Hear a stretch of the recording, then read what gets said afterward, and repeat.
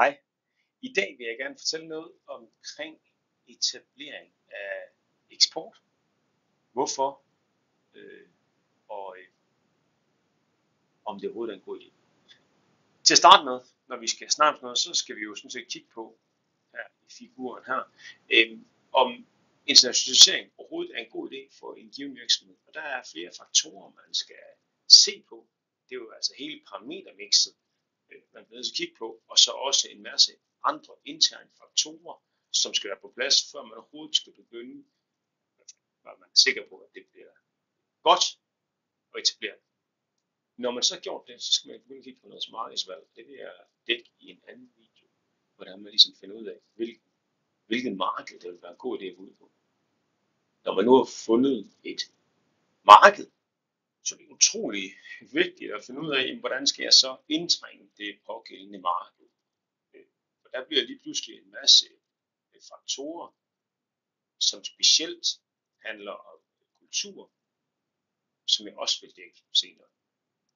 Når man så har valgt at finde ud af, hvordan man kommer ind på et marked, jamen så har man sådan set etableret sig på et nyt marked, og når man har gjort det, så begynder man jo så at tænke, okay, hvordan sikrer jeg så at få en god udvikling, og hvordan implementerer jeg en international markedsføringsstrategi i min virksomhed. Det vil jeg dog ikke dække.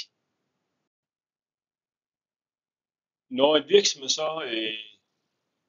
begynder at have overvejelser omkring eksport, så kan der være mange grunde til, at en virksomhed begynder overhovedet at overveje det her. Og som vi kan se i figur 16.4 her, så er det opdelt i 4 kasser her i figuren. Det vil sige, at vi kan have nogle interne eller nogle eksterne faktorer, som påvirker virksomheden, eller vi kan have nogle proaktive og nogle reaktive faktorer. Altså, hvorfor er det, vi vil internationalisere? Hvad er motivet bag ved det her? Og de faktorer, de motiver, de kan alle sammen lede til, at virksomheden vælger at starte et eksporteventyr. Vi vil dog altid, sådan fra et akademisk synspunkt, sige, jamen selvom man skal det her, og man gerne vil starte et eksporteventyr, så skal man nok sørge for at være sikker på, at man har de nødvendige kompetencer i virksomheden, til rent faktisk at gøre det her. For det er klart, til at starte med, der vil det nok være meget vigtigt at have styr på. En af de klassiske modeller inden for internationalisering er Uppsala-modellen.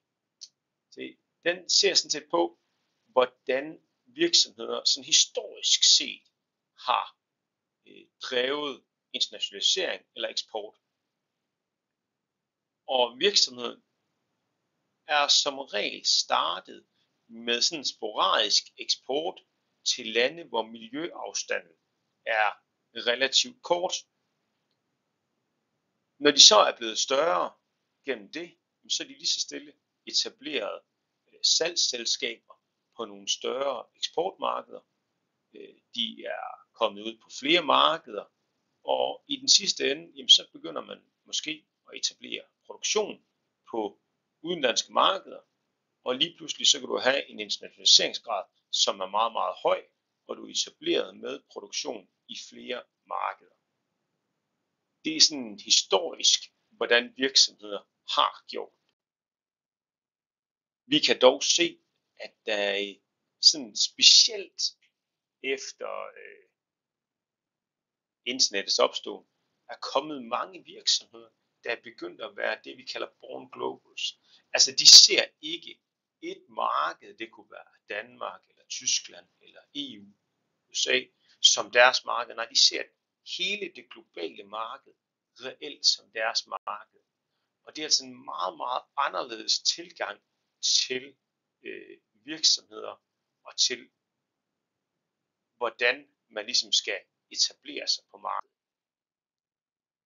Den store forskel her, det er jo sådan set ledelsens kompetencer og mindset skal være meget forskelligt her.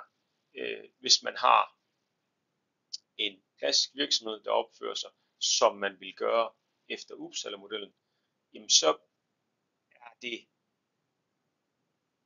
så er man altid bevidst, og man kender altid til de markeder, man er på, fordi der er tid til det.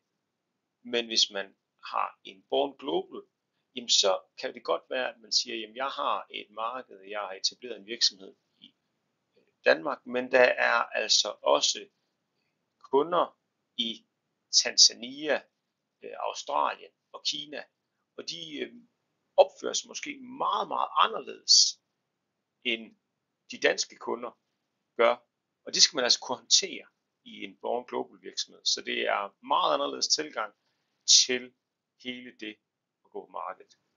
Det var en kort indflyvning til internationalisering i virksomheder, og der kommer flere videoer om, hvordan man så går til det her.